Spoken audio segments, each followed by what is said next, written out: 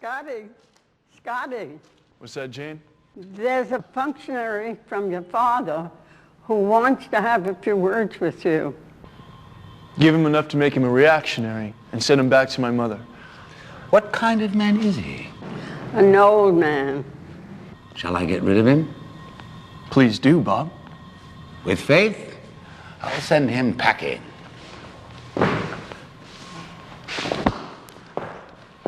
Now, guys, like a lady, you fought fair. So did you, Gary, and you, Digger.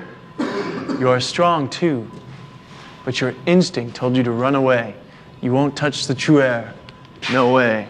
He made us swear to tell you it was lost in a fight, and then made us do the like. Yeah.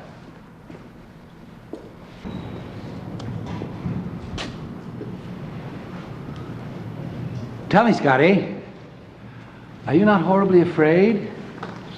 You being the heir apparent? Couldn't the world pick out enemies as fierce as Ken Death or that other scoundrel, Hal Wheeler, and hold you ransom? Aren't you afraid? Not a bit. But maybe I lack some of your instinct. Well, you will be horribly scolded tomorrow when you go to your father.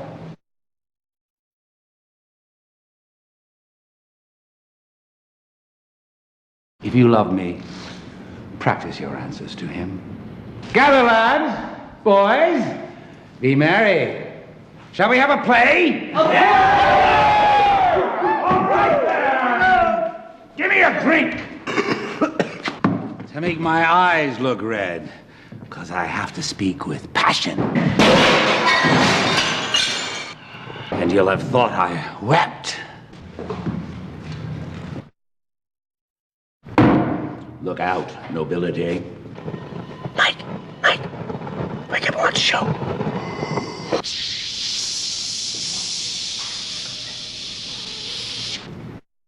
Scotty, I do not only marvel at how you spend your time, but also how you are accompanied. He looks like one of those street theater people, if ever I've seen one. If you are truly my blood relative, I have partly your mother's word that she'd give birth to you, partly my own opinion, but chiefly a villainous trait of your eye, like mine, and a foolish hanging of your lower lip, which comes from your mother, that proves you are my real son. But a peculiar motion of your wrist, I don't know where that comes from. If you are my real son, then, here lies the point.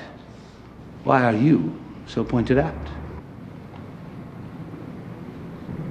Shall my son prove to be a truant and eat blackberries? A question not to be asked. Shall the son of Portland be a thief and rob money from its citizens? A question to be asked. Scotty, I do not speak to you in drink, but in tears. Not in pleasure, but in passion. Not in words, but in woes also.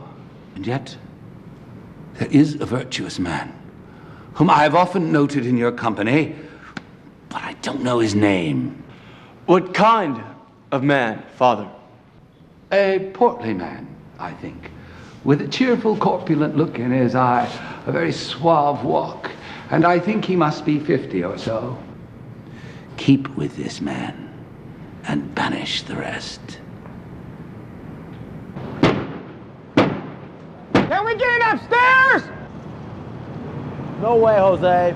You don't speak like a mayor. You stand for me, and I'll play my father. You would depose me?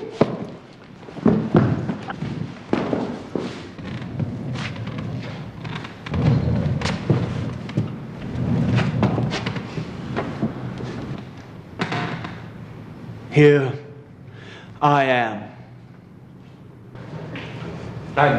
Here I stand to be judged. Judge, my father. Now, Scott, where have you come from? From Old Town, Father. Oh, The complaints I hear about are embarrassing. But they are false. I amuse you as a son, I hope. Is a devil that haunts you in the likeness of an old fat man. A ton of man. Who is your companion?